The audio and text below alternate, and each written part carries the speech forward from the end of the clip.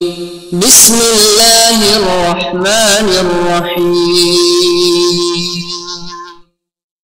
والعصر، پروردگار عالم اپنے اس کلام میں ارشاد فرما رہا ہے والعصر، واو واو قسم، قسم ہے عصر کی، ان الانسان لفی خسر، بتحقیق سب انسان، الانسان ان الانسان لفی خسر، سب کے سب انسان خسارے، الا الذین آمنوا، سوائے بجز ان کے جو ایمان لائے، وعمل الصالحات، اور جنہوں نے عمل صالح انجام دیا، وتواصوا بالحق، اور جنہوں نے ایک دوسرے کو، اور وہ جنہوں نے ایک دوسرے کو حق کی نصیحت کی، وتواصوا بالصبر، اور جنہوں نے ایک دوسرے کو صبر کی نصیحت کی۔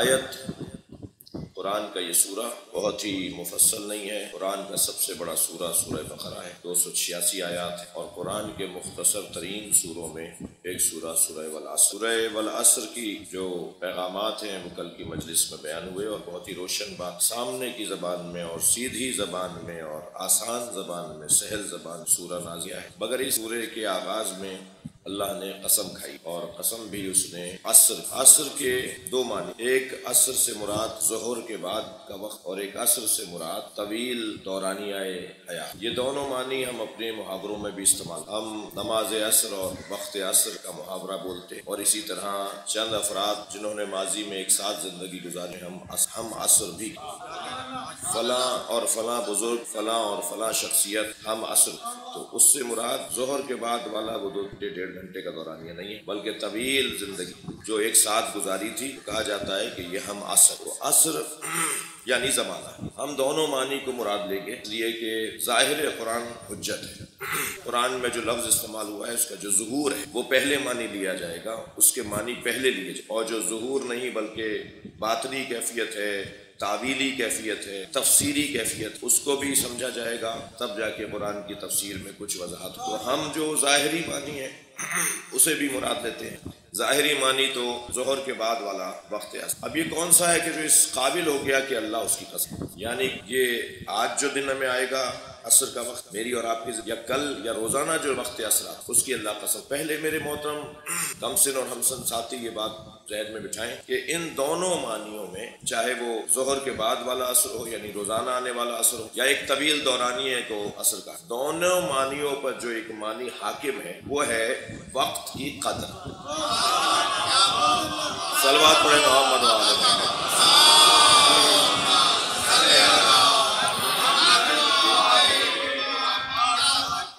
یہ اللہ نے وقت کی قسم کھا کر، یعنی وہ وقت چاہے 25 سالہ ہو یا وقت وہ 1 گھنٹے والا، وقت کی قسم کھا کر اللہ نے وقت کی قدر کو روشن کیا ہے۔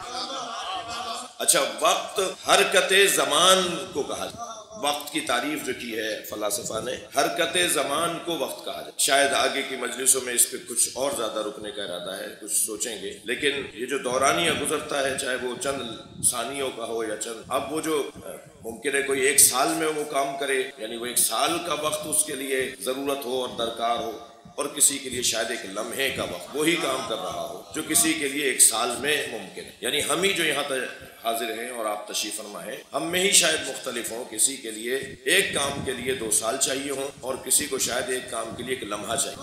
یہ ہر ایک کی اہلیت اور قابلیت اور صلاحیت پر ہے۔ بہت سارے لوگ 60 سال میں وہ مقام بناتے ہیں جو 1 لمحے میں بھی کوئی بنا سکتا ہے، یا جو 1 لمحے میں مقام بنا لیتا ہے وہ ممکن ہے کوئی 70 سال میں بھی نہ بنا پائے۔ آپ ذرا دیکھ لیجئے، جو مقام حر علیہ السلام نے 70 سال میں بنایا، وہ حضرت علی اصغر نے 1 لمحے میں بنا دیا۔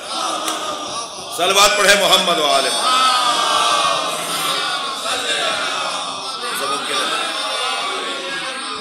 اس سے بہتر اور بلند صلوات نبی۔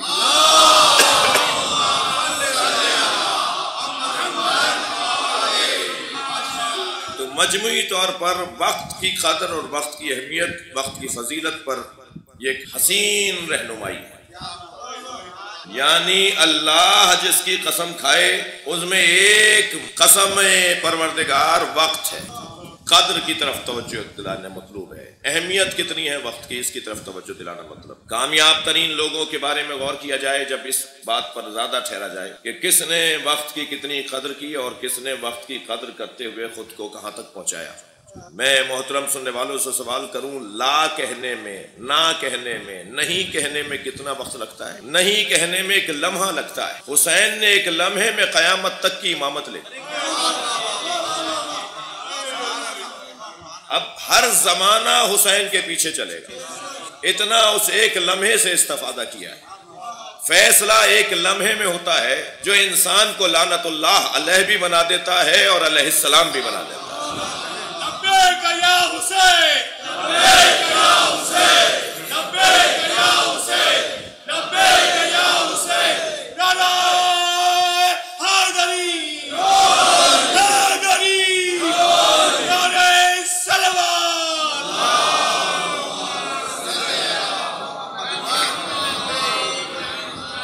اس سے اور بہتر صلوات۔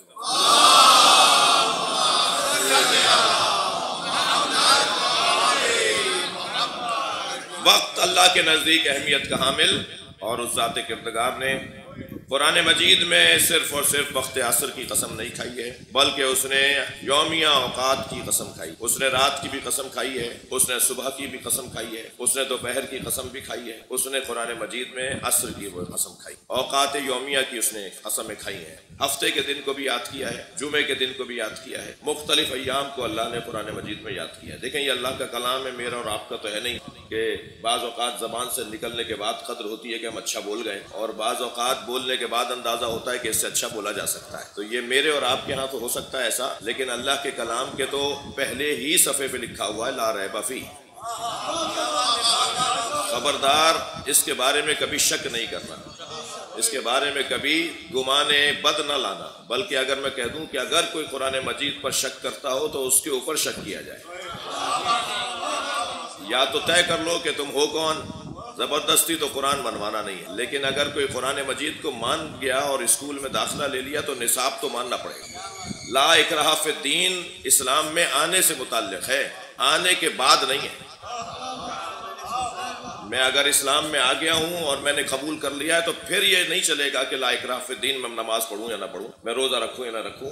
لا اکراہ فی الدین، یہ مولوی ملا حضرات کیا باتیں بنا رہے ہیں، قرآن تو کہہ رہا ہے لا اکراہ فی الدین، میری مرضی میں فلاں کام کروں یا نہ کروں۔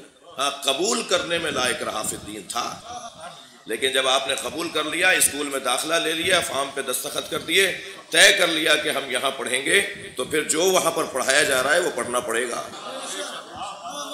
یہ بہت ہی روشن پیغامات بچوں اور کم سن ساتھیوں کے لیے۔ عزیزو، جو اللہ نے قرآن مجید میں مختلف قسمیں کھائی ہیں وہ بھی تو قابل توجہ، اور ان اوقات پر بھی تو غور کیا جائے۔ یوں تو اللہ کی قسمیں قرآن مجید میں 15 سے زیادہ ہیں، اور نہ صرف اوقات یومیہ کی اس نے قسم کھائی ہیں، بلکہ کبھی اپنے حبیب کی قسم کھائی ہے، کبھی اس ذات کردگار نے اس دوڑتے ہوئے گھوڑے اور اس کے سم سے اڑنے والی چنگاریوں کی قسم کھائی ہے، والعادیات ضبحا، اور اس کے ناک سے تیز آواز میں سانس نکلنے کی تیز آواز، اس کی قسم اللہ کھا رہا ہے۔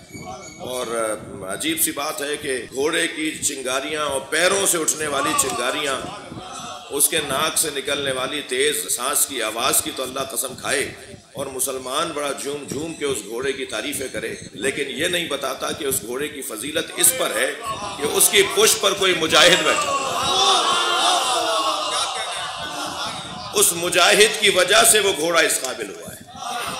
اگر اللہ صبح کی قسم کھا رہا ہے تو پھر ہمیں دیکھنا ہوگا کہ صبح سے مراد کیا ہے۔ ہر شخص اگرچہ ظاہری طور پر اس کے زندگی میں دن بھی آ رہا ہے اور رات بھی آ رہی ہے، مگر اس وقت صبح کے اگر فرض کیجئے 9 بج رہے ہیں تو ہم 9 بجے رات میں ہیں۔ توجہ چاہوں، ہم ابھی 2 گھنٹے بعد رات میں ہی رہیں گے۔ ہماری تو زندگیوں میں رات ہے۔ یہ جو سورج نکل رہا ہے یہ دن نہیں لے کر آ رہا، بلکہ یہ رات ہی رات چل رہی۔ یہ جب رات تمام ہوگی اور ایک صبح آئے گی، جس کی قسم اللہ والصبح اذا تنفسا کہہ کر کھا رہا ہے، وہ صبح وہ ہے جب امام کا ظہور ہوگا۔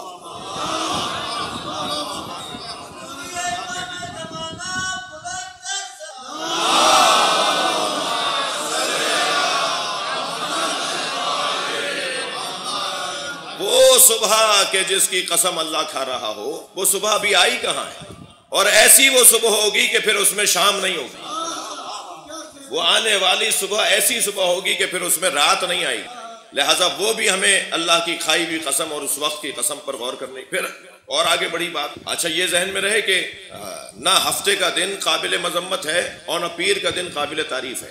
جی کوئی وقت ذاتی طور پر قابل تعریف اور قابل مذمت نہیں ہے. یہ تعلق ہوتا ہے جو اسے قابل تعریف بناتا ہے، یہ تعلق ہوتا ہے جو اسے قابل مذمت بنا دیتا ہے. بس جو تعلق ڈھونڈنے میں کامیاب ہو جاتا ہے وہی سمجھ لیتا ہے کہ اس وقت کی قدر کیا ہے.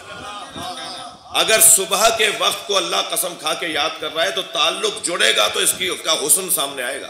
اگر والنہار کہہ کے اللہ نے قسم کھائی ہے تو ہمیں تاریخ میں ڈھونڈنا ہوگا کوئی دوپہر ایسی ضرور ہے جو قابل قسم پروردگار ہو جائے. تو ہم نے تاریخ کے صفوں میں دیکھا کہ ایک بھائی نے دوسرے بھائی کے بازوؤں کو اٹھایا اور کہا من کنت مولا فہذا علی مولا.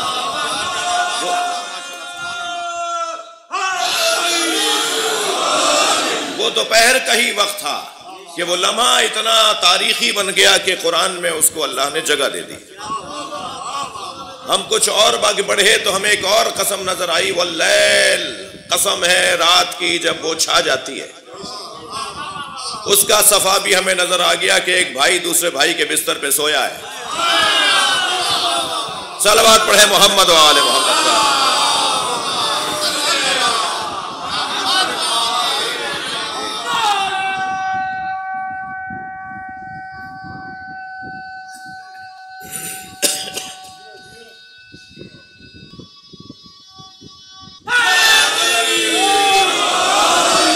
اور ایسے ہی والنہار کے بعد والعصر، قسم ہے وقت عصر کی. اور پھر آگے قسم کھا کے جو اللہ نے بات کی، یہ وقت عصر ایک لمحے کا اگر وقت ڈھونڈا جائے گا تو وہ عصر عاشور.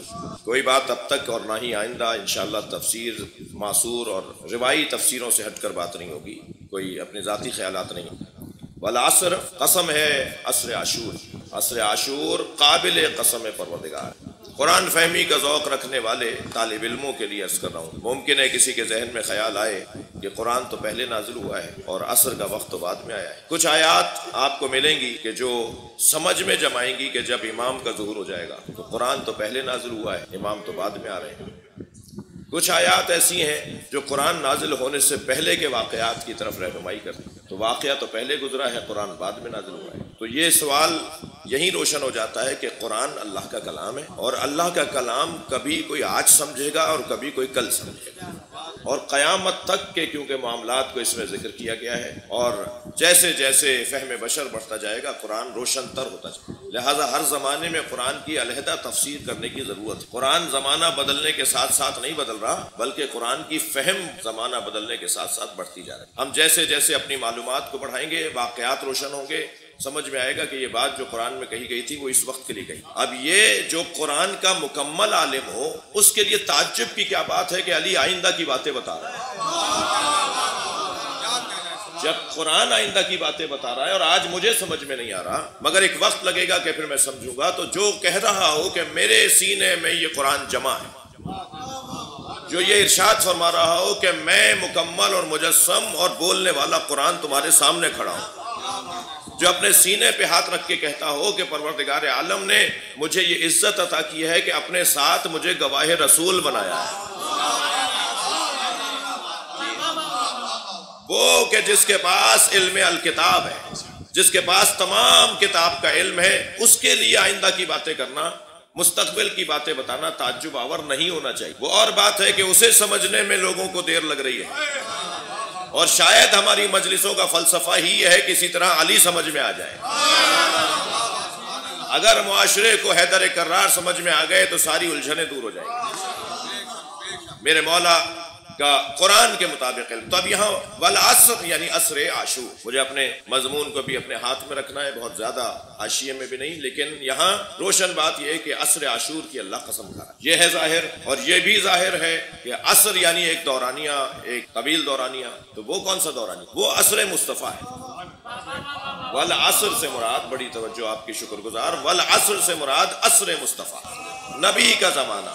اب نبی کا زمانہ کتنا، کچھ 23 برس کی نبوت مانتے ہیں اور کچھ 63 برس کی نبوت مانتے ہیں۔ میں تو کہتا ہوں کہ یہ دونوں باتیں اس لیے نادرست ہیں کہ جب سرکار نے خود فرما دیا ہو کنت نبیا وآدم بین الماء والطین،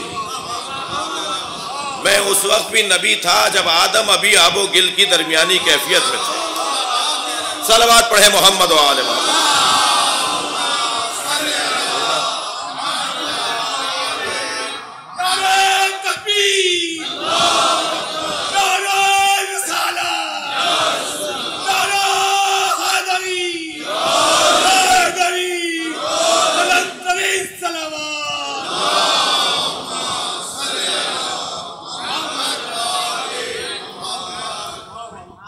میں پچھلے دنوں مطالعہ کر رہا تھا، حضرت مولانا طارق جمیل صاحب نے اپنی کتاب کے اندر لکھا کہ یہ نبوت سرکار دو جہاں کی بحث بہت واضح ہے۔ سرکار کو 23 برسوں اور 63 برسوں میں تلاش نہ کیا جائے، بلکہ سرکار کو حضرت آدم سے پہلے ڈھونڈا جائے۔ اور یہ جو حدیث میں نے آپ کو سنائی ہے، انہوں نے اس سے کچھ معمولی سے فرق کے ساتھ وہ حدیث بیان کی۔ انہوں نے کہا کنت نبیا وآدم بین الجسد والروح، جو اہل سنت کے مطابق انہوں نے حدیث سنائی کہ نبی نے فرمایا میں نبی تھا کہ جب ابھی آدم جسم اور روح کی درمیانی کیفیت میں تھے، ابھی ان کے جسم کو اور ان کی روح کو جوڑا جا رہا تھا، میں اس وقت بھی نبی تھا۔ محترم سننے والوں سے ہاتھ جوڑ کر کہوں گا کہ حدیث پوری سنی جائے اور پوری بیان کی جائے۔ حدیث پوری یہ ہے کہ کنت نبیا وآدم بین الماء والطین وکان علی ولیا وآدم بین الماء والطین۔ صلوات پڑھے محمد و آل محمد۔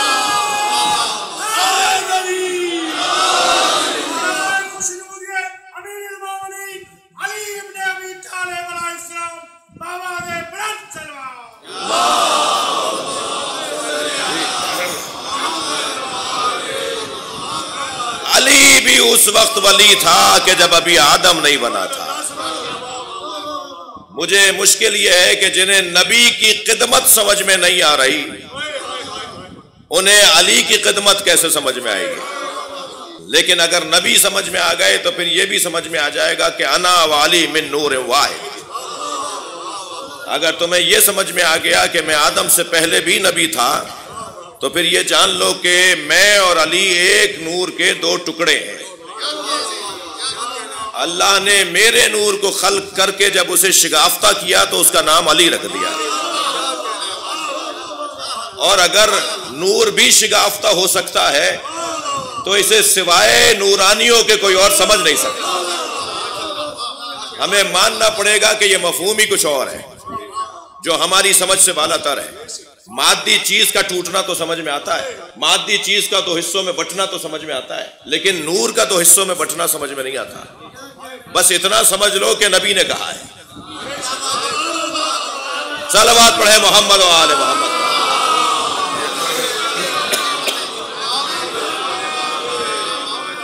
جب اللہ نے میرا نور خلق کیا، آپ کی سماعتیں ہیں، جب اللہ نے میرا نور خلق کیا تو میرے نور کا ٹکڑا کیا، اس ٹکڑے کو علی نام دے دیا۔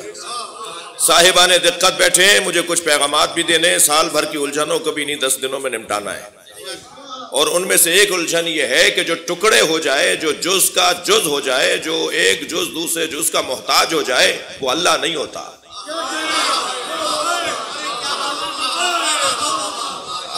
اگر جز اور جز ایک دوسرے سے جڑ جائیں اور ایک جز دوسرے جز کا محتاج ہو جائے تو پھر کوئی کسی کا محتاج ہو جائے تو محتاج ہونے والا خدا نہیں ہوتا۔ اس لیے کہ یہ اسلام کی الف بے ہے، اللہ الصمد، اللہ بے نیاز ہے، وہ ہر ایک سے بے نیاز ہے۔ لہذا جب مولا علی کا اللہ نے نبی کے نور سے حصہ بنایا ہے تو علی کو نبی کا محتاج بنا دیا، اور نبی سے کہلوایا ناد علی ان مزارہ لا جائے۔ صلوات پڑھے محمد و آل محمد۔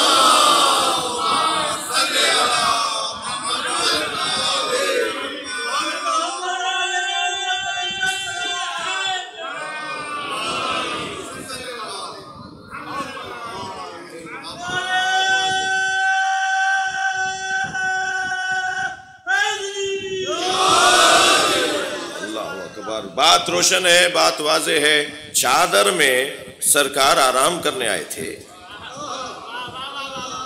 جی انی اجدو فی بدنی ضعفا ایتینی بالکسائل یمنی، فاطمہ مجھے چادر یمنی لا کے دے دو، میں اپنے بدن میں ضعف محسوس کر رہا ہوں. اور چادر سرکار نے لے لی. کچھ دیر کے بعد امام حسن تشریف لائے. آپ کی سنی ہوئی بات ہے، ذرا ایک اور زاویے سے سن لیجئے. فرمایا مجھے نانا کی خوشبو آ رہی ہے. خوشبو بھی مصطفیٰ کی، شامہ بھی حسنین کا.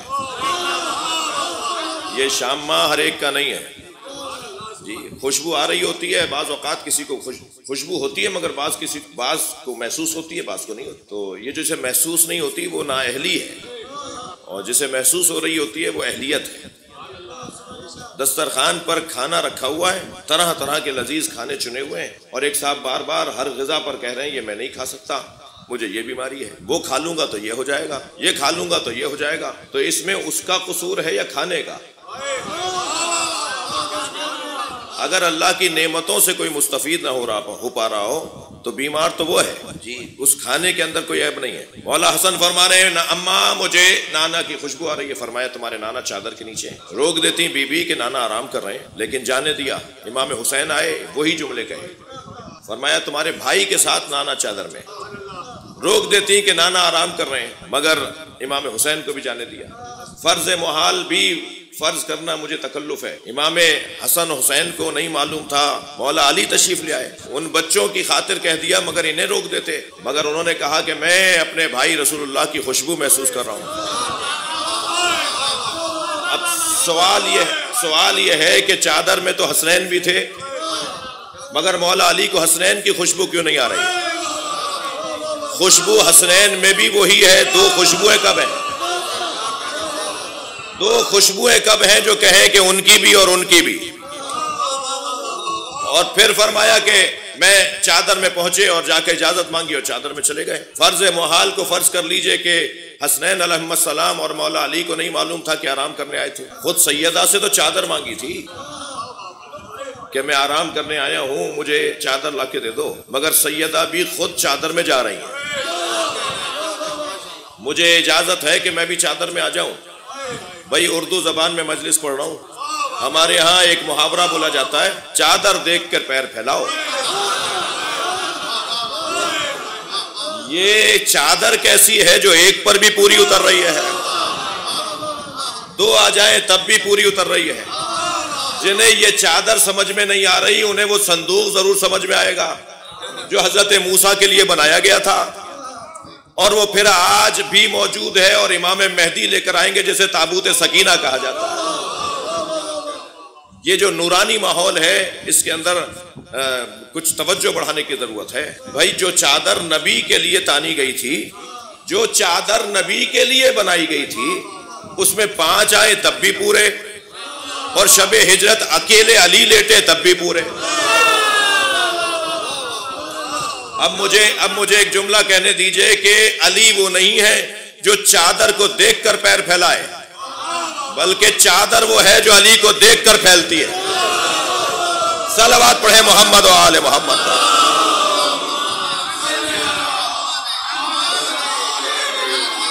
اس سے بہتر اور بلند صلوات.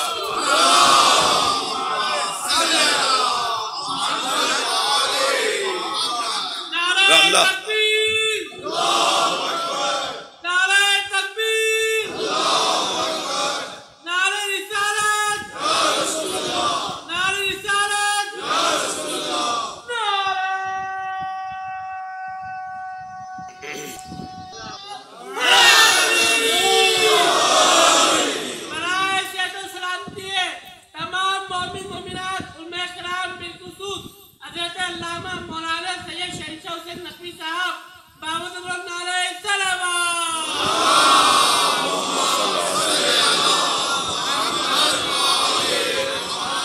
وقت میرے پاس محدود ہے، صلوات پڑھیں گے محمد و آل محمد.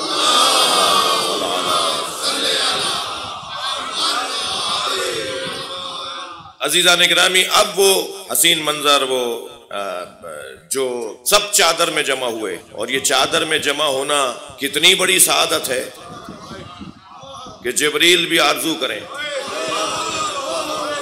کہ یا اللہ میں بھی ان میں چھٹا ہو جاؤں. اور اللہ نے جبریل کو جانے کی بھی اجازت دی۔ بھائی معاملہ بہت روشن ہے، جہاں جبریل آتے ہوں اگر وہ تمہارا گھر ہے تو پنجتن کو اپنے جیسا بولو، لیکن جبریل امی کا جہاں گزر ہو، اور جس چادر میں جانے کے بعد جبریل امی بھی اس کا حصہ ہونا، جس چادر میں جانے کی آرزو کریں تو وہ چادر بھی معمولی نہیں ہے اور چادر میں آنے والے بھی معمولی نہیں ہیں۔ آپ کی دقتیں بھرپور ہیں تو ایک جملہ یہی کہہ دوں، 24 ذی الحجہ 9 ہجری آیہ تطہیر نازل ہوئی، 25 ذی الحجہ 9 ہجری آیہ مباہلہ نازل ہوئی۔ ایک دن پہلے آیہ تطہیر، ایک دن بعد آیہ مباہلہ۔ اگر کسی کو چادر میں آئے ہوئے پنجتن نظر نہ آئے ہوں تو نبی نے میدان میں لے جا کے دکھا دیے۔ صلوات پڑھیں محمد و آل محمد۔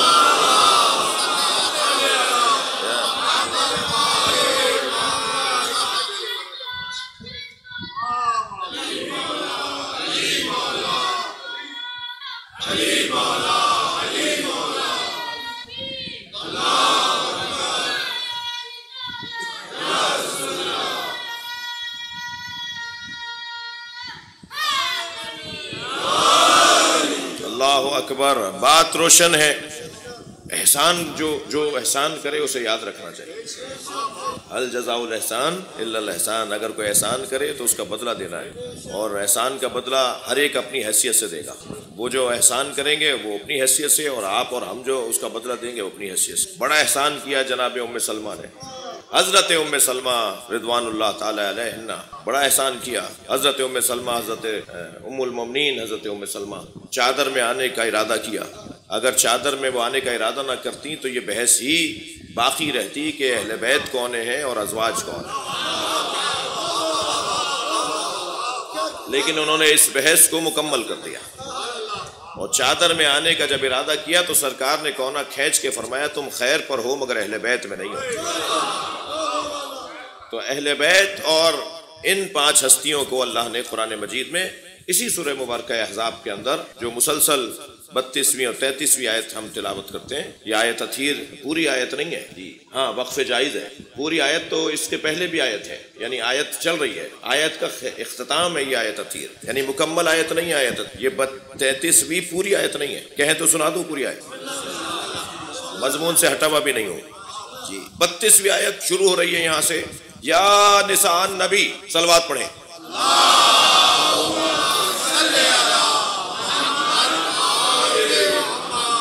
یا نساء النبی لستن کاحد من النساء ان اتقیتن، اے نبی کی زوجاؤں، بھائی ذوق قرآنی رکھنے والے ذرا اکتائیں نہیں میری باتوں سے، اے نبی کی زوجاؤں، میں ترجمہ کر رہا ہوں زوجہ، اللہ نے کہا ہے نساء، ممکن ہے مجھے ممبر سے اترنے بھی کوئی نہ دے کہ ترجمہ ٹھیک کیجئے، ترجمہ کیجئے ہے نبی کی عورتوں، تو جواب یہ دوں گا کہ اس کے بعد والا قرینہ بتا رہا ہے کہ یہ ہر نبی کے گھر میں بسنے والی خاتون محترم کو نہیں پکارا گیا،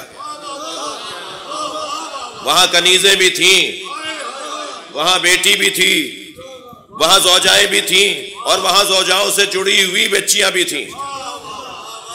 اور اگر یا نساء نبی کا ترجمہ کرے ہیں نبی کی عورتوں، تو ہماری بچیاں بھی نبی کی ہی ہیں، لہذا یہ ترجمہ نہیں ہوگا کہ نبی کی عورتوں، بعد والا قرینہ بتا رہا ہے کہ زوجاؤں سے متعلق بات ہو رہی ہے، تو معلوم یہ ہوا کہ قرینے کے مطابق آپ ترجمہ کرتے ہیں، یعنی بعد کا قرینہ اگر واضح ہو، بعد میں نشانیاں روشن ہو، تو پھر اس لفظ کو عربی زبان میں لغت میں چاہے کسی معنی میں بھی آیا ہو، آپ ترجمے میں وہ ترجمہ کرتے ہیں جو بعد والا مطلب پہنچا رہا ہو۔ بعد میں کیا ہے، یا نساء النبی لستن کاحد من النساء، اے نبی کی زوجاؤ تم عام عورتوں کی طرح نہیں ہو۔ پہلی شرط ان اتقیتن، پہلی شرط یہ ہے کہ تقوی و پرہیزگاری رہے، تم عام عورتوں کی طرح مشروط نہیں ہو، تم مشروط عام عورتوں کی طرح نہیں ہو، کچھ شرطیں تم پر لگا رہے ہیں جس کی بنیاد پر تمہیں یہ طے کرنا ہے کہ تم عام عورتوں کی طرح نہیں ہو۔ سب سے پہلی شرط ان اتقیتن، تقوی و پرہیزگاری رہے جی۔ دوسری شرط، اللہ اکبر، دوسری شرط وقرن فی بیوتکن، گھروں میں ڈٹی جمی رہنا، باہر نہ نکلنا۔ وَأَقِمْنِ الصَّلَاةَ وَآتِينَ الزَّكَاةَ، نماز کو قائم کرنا اور زکوٰۃ دینا. وَلَا تَبَرَّجْنَ تَبَرَّجُ الْجَاهِلِيَّةِ الْأُولَىٰ، اور زمانہ جاہلیت کی طرح بناؤ سنگھار نہ کرنا. اور پھر ارشاد ہوا وَآتِ اللَّهَ وَرَسُولِهِ، اللہ اور اللہ کے رسول کی اطاعت کرنا. یہ 6 شرطیں لگانے کے بعد کہا انما یرید اللہ لیذھب عنکم الرجس اہل البیت ویطہرکم تطہیرا، اور اہل بیت اللہ نے یہ ارادہ کر لیا ہے، اللہ کا یہ ارادہ ہے اور رہے گا کہ تمہیں ہر رجس سے دور رکھے اور ایسا پاک رکھے جیسا پاک رکھنے کا حق ہے. ایک ہی آیت میں 2 لہجوں کی آیت، ایک ہی آیت میں 2 لہجوں کے پیغام. ایک میں کہا جا رہا ہے یہ نہ کرنا، یہ نہ کرنا، یہ نہ کرنا، اور وہاں مؤنث کے صیغے ہیں اور فوراً مذکر کے صیغے شروع ہوئے اور کہا اہل بیت تمہارا تو معاملہ ہی کچھ اور ہے، تمہیں تو ایسا پاک کر دیا جیسا پاک کرنے کا حق ہے. صلوات پڑھے محمد و آل محمد.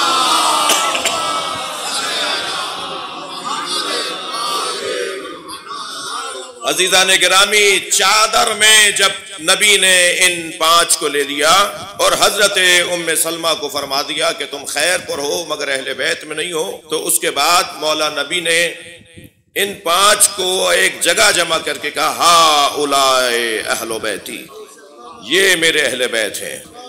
حدیث قصہ بھی عجیب حدیث ہے. یہ ایک ہی وقت میں قرآن بھی ہے، یہ ایک ہی وقت میں حدیث قدسی بھی ہے، یہ ایک ہی وقت میں بی بی زہرا کی حدیث بھی ہے، یہ ایک ہی وقت میں مولا علی کا کلام بھی ہے، یہ اسی وقت میں حسن و حسین کا کلام بھی ہے، یہ اسی وقت میں نبی کا کلام بھی ہے. جتنے بھی کلام کی قسمیں بنتی ہیں ایک جگہ دیکھنی ہو تو اسے حدیث قصہ کہا جاتا ہے.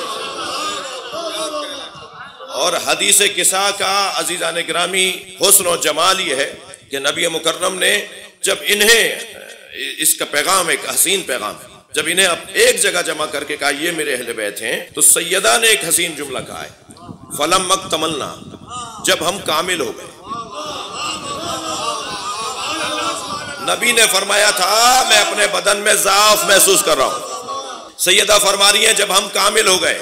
پیغام یہ ہے کہ ضعف بدن نبی نہیں تھا بلکہ ضعف بدن نبوت تھا، اور ضعف بدن نبوت اجزائے نبوت سے دور ہوگا. جب یہ سب جمع ہوں گے تو ضعف بدن نبوت دور ہو جائے گا. اور وہ ضعف کس نے ڈالا تھا، وہ ضعف کہاں سے آیا تھا؟ وہ ایک دن پہلے نصارائے نجران جو یہ کہنے آئے تھے کہ حضرت عیسیٰ اللہ کے بیٹے ہیں، ابن اللہ ہیں، اور مباحثے میں اور مناظرے میں وہ ہار گئے، تب بھی ہار تسلیم نہیں کر رہے تھے. تو عزیزان گرامی، جب ہار کوئی تسلیم نہ کرے تو پھر مباہلہ کیا جاتا ہے. اور خبردار، مباہلہ اتنا آسان نہیں ہے کہ کوئی کچھ بھی کہہ دے کہ میں ایسا کرتا ہوں تم ایسا کرو گے. مباہلے کے لیے چادر تاننی پڑتی ہے اور پنجتن کو ڈھونڈنا پڑتا ہے. مباہلہ وہ کر سکتا ہے جو صاحب کردار ہو. زمین نے ابو ذر سے زیادہ سچے کا بوجھ نہیں اٹھایا اور آسمان نے ابو ذر سے زیادہ کے اوپر سایہ نہیں کیا. اتنا بڑا سچا بھی مباہلے میں نہیں گیا.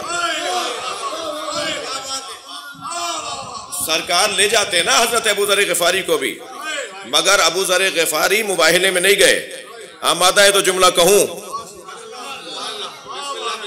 حضرت ابو ذر اتنے سچے ہونے کے بعد بھی مباہلے میں نہیں گئے، تو ماننا پڑے گا کہ مباہلے میں سچوں کو ہی نہیں لے کر گئے بلکہ ان سچوں کو لے گئے جو جھوٹوں پہ لعنت کرنے کے قابل ہیں. صلوات پڑھے محمد و آل محمد کا.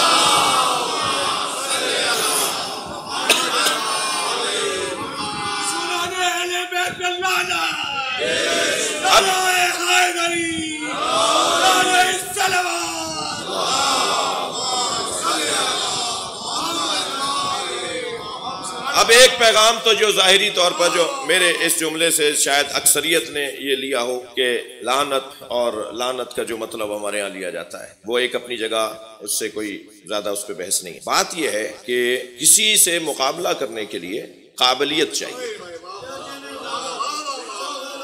کسی کے سامنے آ کر رکنے کے لیے قابلیت چاہیے. یہ پنجتن کا قصہ، یہ حدیث قصہ کا قصہ، یہ مباہلے میں پنجتن کے جانے کا واقعہ، یہ قابلیت اہل بیت کا واقعہ ہے. یعنی نبی مکرم نے قابل ترین لوگوں کا اظہار کیا ہے، ان کو دکھایا ہے، انہیں لا کر بتایا۔ بس بہت کچھ کہا جا سکتا ہے، وقت تنگ ہو رہا ہے، ایک جملہ کہوں گا۔ غدیر میں صرف علی کو ہاتھوں پہ اٹھا کے دکھایا تھا، مباہلے میں پنجتن کو دکھایا ہے۔ منظر وہی ہے، کیفیت وہی ہے، تاکہ کل کو کوئی یہ نہ کہہ پائے کہ کون سا علی۔ اور آج 1400 سال کے بعد یہ اسٹیکر نہ چھاپے جائیں کہ پنجتن سے مراد کون ہے۔ اگر تم پنجتن سے مراد ان 5 کے علاوہ کسی کو لیتے ہو تو مان لو کہ نہ قرآن پڑھا ہے نہ قرآن سمجھا ہے۔ صلوات پڑھیں محمد و آل محمد۔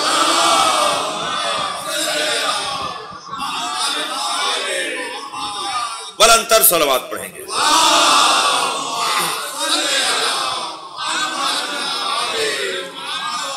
عزیزان گرامی، گفتگو یہ ہے، بحث یہ ہے کہ پروردگار عالم نے ہمیں عصر مصطفیٰ سے جوڑا ہے، اور عصر مصطفیٰ کے کچھ تقاضے ہیں، عصر مصطفیٰ کے کچھ حوالے ہیں۔ ہم اتنی دیر تک کہ جب مجلس میں بیٹھے ہوں، اتنی دیر تک ہم عصر مصطفیٰ میں چلے جاتے ہیں، اور عصر مصطفیٰ میں اللہ چاہتا ہے کہ ہمیں پلٹائے، اور یہ پلٹانے کا لفظ تو محاورتاً کہہ دیا، ورنہ عصر مصطفیٰ ختم نہیں ہوا ہے۔ کلمہ اب بھی انہی کا ہے، نبوت اب بھی انہی کی ہے، معجزات اب بھی انہی کے ہیں، لیکن تقاضائے بشری کے تحت جو 63 برس کی زندگی گزار کر سرکار پردہ فرما گئے، تو وہ جو 63 برس کی زندگی ہے، اس 63 برس کی زندگی کو اللہ ہمارے لیے حاکم اور رہنما بنا رہا ہے۔ وہ زندگی کیا زندگی ہے، اس میں نبی سے عشق اور پیار کیسا ہے، نبی کے اقدامات اور فیصلے کیسے ہیں، سرکار نے اس زمانے میں کیا کیا ہے، غور کرنے کی کوشش ہوگی، اس اعتراف کے ساتھ کہ کم علمی ہے اور توانائی میں عاجزی ہے، اور ایام بھی ایسے ہیں کہ ذہن پہ بھی دباؤ ہے اور گلے پر بھی دباؤ ہے، اور سوائے توفیق، سوائے تائید کے کسی اور چیز کی امید نہیں کہ وہ مدد کریں گے کہ ان کا ذکر کر پائیں۔ اللہ آپ سب کی توفیقات میں اضافہ فرمائے، اور ہمیں ان ایام میں بھرپور انداز سے امام کی خدمت میں حاضر رہنے کی توفیق عطا فرمائے۔ عزیزو، پنجتن میں آخری امام حسین، مگر سیدہ کی اولاد میں آخری امام حسین نہیں ہے۔ سیدہ کی اولاد میں بعد میں 2 بیٹیاں بھی ہیں، اور ان بیٹیوں میں ایک بیٹی زینب بھی ہے۔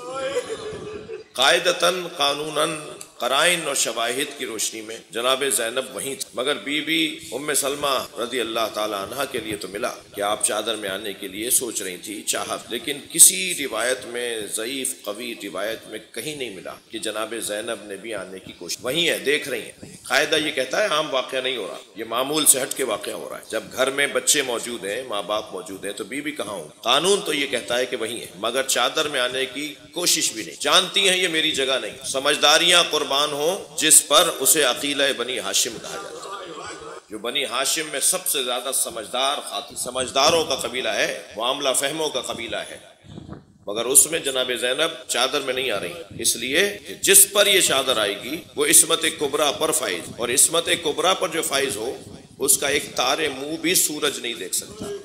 لہذا جب مولا علی کو رسیاں ڈال کے لے جا رہے تھے تو سیدہ نے آواز دی تھی، خلو ابو الحسن کو چھوڑ دو۔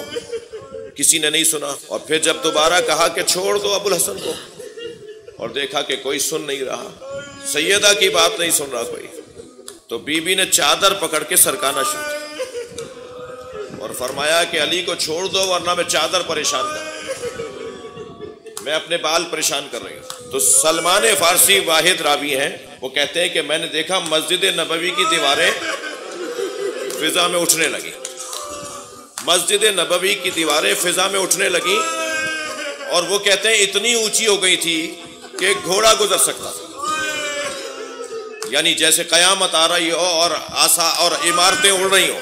وہ جو قیامت کا منظر بیان ہوا ہے کہ پہاڑ روئی کے گالوں کی طرح اڑ رہے ہیں، کہ میں نے مسجد نبوی کو دیکھا کہ وہ اڑ رہی ہے، اور اس کے نیچے سے اتنا کہ گھوڑا گزر جائے اتنی اونچی ہو گئی ہے۔ جب اس منظر کو علی نے دیکھا تو کہا، فاطمہ چادر پریشان نہ کرنا، قیامت آ جائے گی۔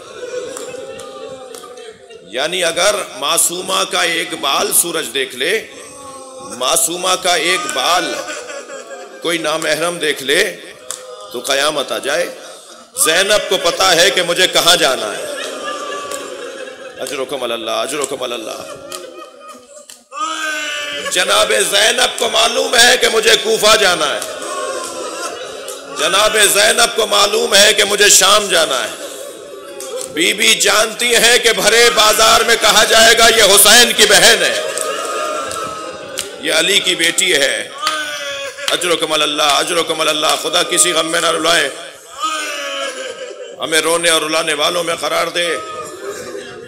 عزادارو, آج 2 محرم ہے,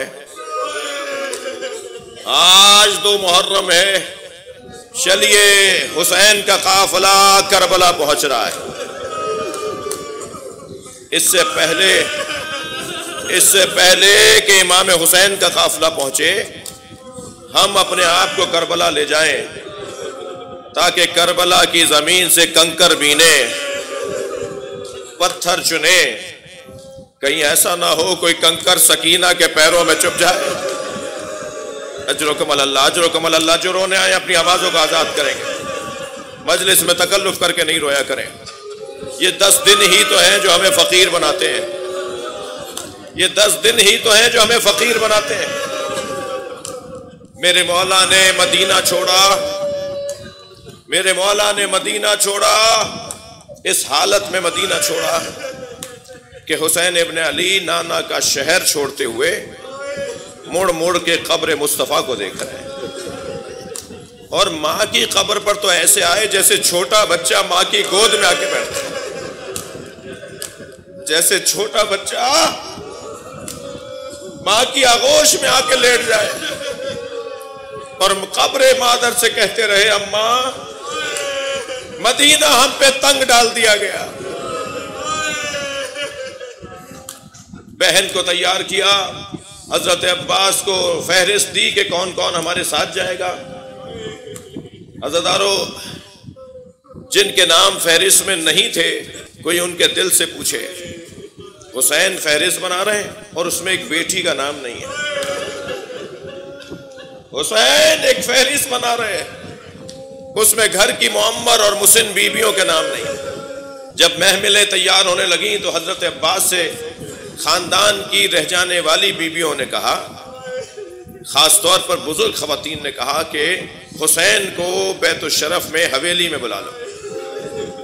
جب امام حسین حویلی میں آئے تو کیا دیکھا, تینوں معمر بیویاں, ایک جناب ام سلمہ ام المومنین امام حسین کی نانی, دوسری بی بی ام البنین حضرت عباس کی والدہ, اور تیسری بی بی ام ہانی مولا حسین کی پھوپھی مولا علی کی بہن.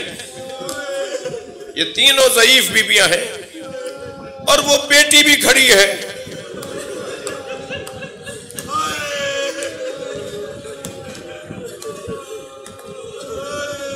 بعض بزرگ علماء نے یہ مصائب پڑھے ہیں, اس لیے مجھے بھی اجازت ہو پڑھنے کی.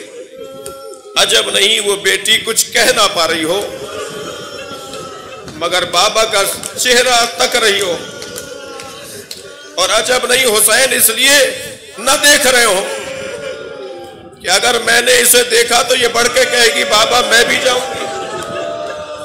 اجرکم اللہ, اجرکم اللہ, اجرکم اللہ.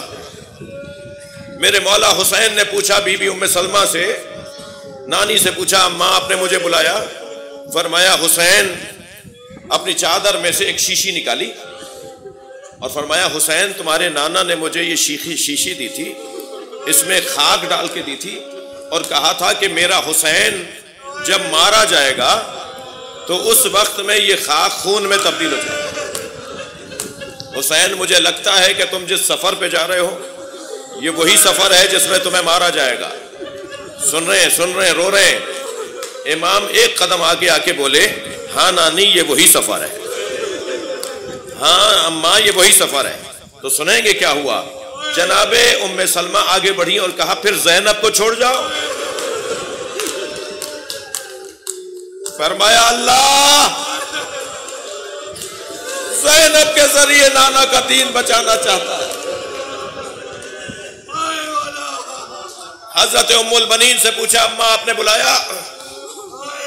فرمایا اے آقا زادے تمہارے بابا نے مجھ سے عقد اس لیے کیا تھا کہ اللہ مجھے شجاع بیٹا عطا کرے جو کربلا میں تمہارے کام آئے. اے آقا زادے میں کبھی کبھی سوچتی ہوں کہیں عباس وفاداری میں کوتاہی نہ کر جائے۔ حضرت عباس عقب میں کھڑے ہوئے تھے، اجرکم اللہ اجرکم اللہ۔ مجلس میں جب گریہ بلند ہوتا ہے دعائیں قبول ہونے کا وقت ہوتا ہے۔ ہم سب فقیر ہیں امام حسین کے۔ حضرت عباس کچھ عقب میں کھڑے ہوئے تھے، مولا حسین نے آواز دی عباس آؤ اپنی ماں کو اپنی وفاداری کا احساس دلاؤ۔ قریب آ کے کہا ماں اگر 70 مرتبہ مارا گیا، اجرکم اللہ، اور پھر دوبارہ زندہ کیا گیا تو حسین کو چھوڑ کر نہیں جاؤں گا۔ جناب ام ہانی کی طرف بڑھے اور کہا اماں آپ نے بلایا؟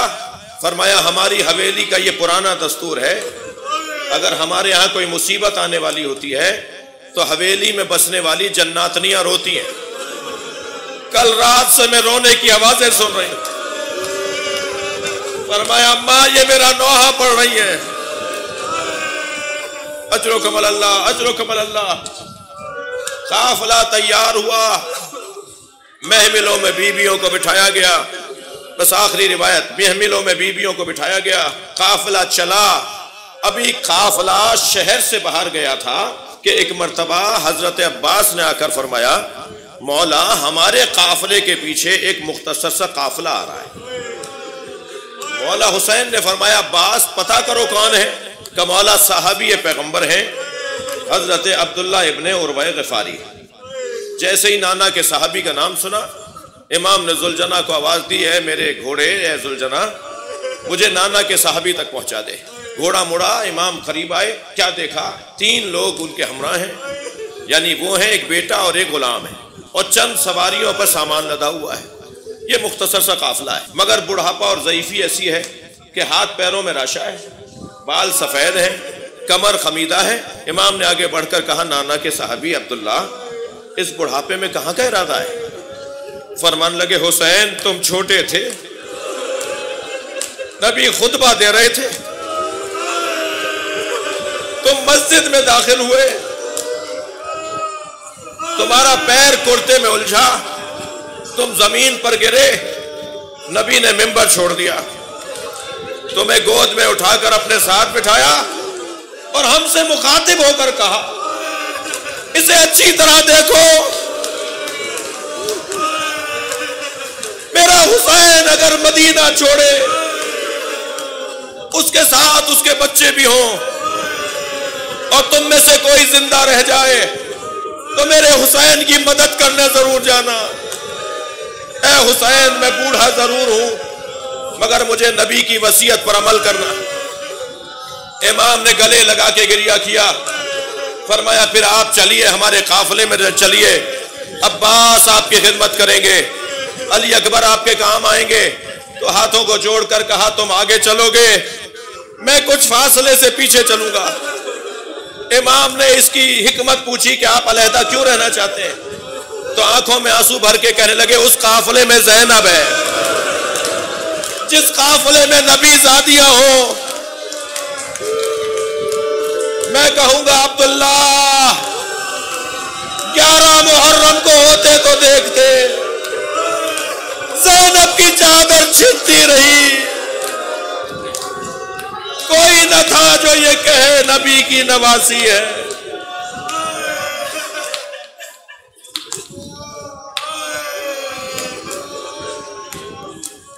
اللہ لعنت اللہ علی قوم الظالمین۔